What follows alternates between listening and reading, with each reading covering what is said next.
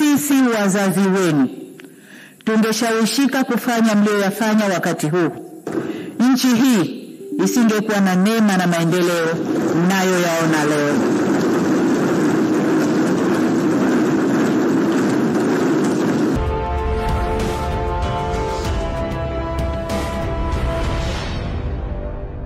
Mheshimiwa Spika, pamoja na kuwa uchaguzi ulifanyika, kulitokeza vurugu za uvunjifu wa amani ambao ulisababisha uharibifu wa mali, kupoteza maisha na kuhatarisha usalama wa nchi.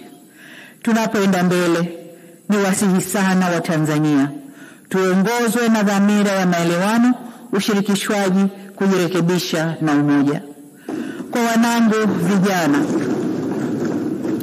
wanangu vijana wa taifa hili la Tanzania, niseme kuwa nchi hii imejengwa kwenye misingi ya amani na utulivu wa kisiasa.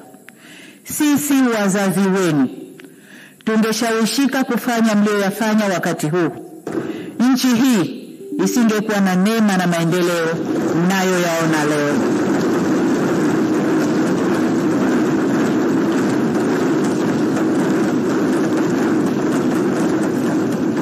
Mheshimiwa Spika, nataka nirudie hilo kwa wanangu vijana wa taifa la Tanzania.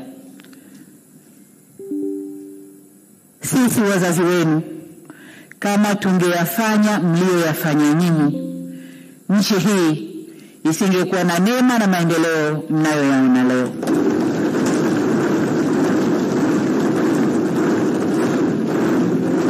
Hivyo ni wasihi sana wanangu vijana wa Tanzania, nchi hii ni yenu. Kwa shida zozote zile zinazowakabili, msikubali hata siku moja kushawishiwa kuichoma nchi yenu wenyewe.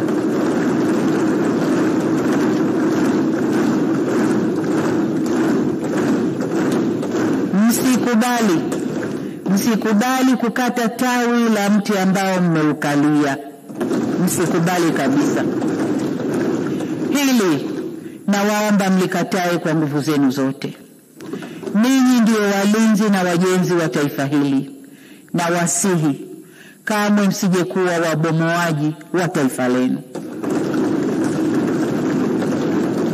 Mheshimiwa Spika, kuna wakati vijana hufuata mkumbo wa uhalifu kwa ushabiki. Ninatambua kwamba vijana wengi waliokamatwa na kushtakiwa kwa makosa ya uhaini hawakujua wanachokifanya. Nikiwa mama na mlezi wa taifa hili, ninavyoelekeza vyombo vya sheria na hasa ofisi ya mkurugenzi wa mashtaka kuangalia kiwango cha makosa yaliyofanywa na vijana wetu. Kwa wale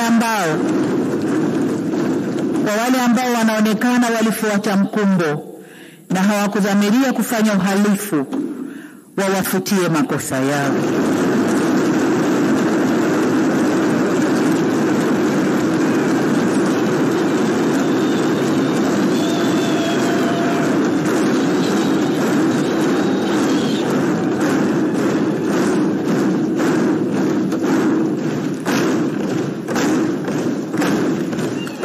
Asante Mheshimiwa wabunge, nashukuru. Waheshimiwa wabunge, ukiangalia klipu zile za maandamano, unaona kabisa kuna vijana ambao waliingia kwa kufuata mkumbo. Wanaimba kwa kufuata ushabiki. Hawakuwa wanajua wanalolifanya. Kwa hiyo kama mlezi, kama mama, ndio maana naelekeza vyombo vya ulinzi na usalama, hasa ofisi ya DPP, kuchuja viwango vya makosa, na kwa wale waliofuata mkumbo basi waseme nao kisha wawaachie waende kwa wazazi wao. Natoa msamaha huo kwa sababu hata maneno ya Mwenyezi Mungu katika kitabu cha Luka sura 23 mstari wa 34 yanasema, na hapa nanukuu, Yesu akasema, Baba uwasamehe kwa kuwa hawajui watendalo.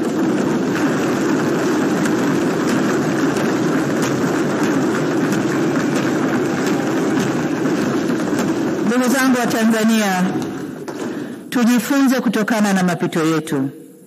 Hapana shaka kwamba Tanzania ni nchi inayofuata misingi ya kidemokrasia, ila neno demokrasia kamili inaweza kutafsiriwa kwenye mitazamo tofauti, haina formula moja. Kama taifa tunaendelea kujifunza na kujirekebisha. Hivyo basi sote kwa umoja wetu tunapaswa tuitumie fursa hii, tuendelee kujifunza, tujirekebishe na tukubaliane jinsi ya kuendesha nchi yetu kidemokrasia kwa kuzingatia tamaduni, mila na desturi zetu na sio za kuletewa.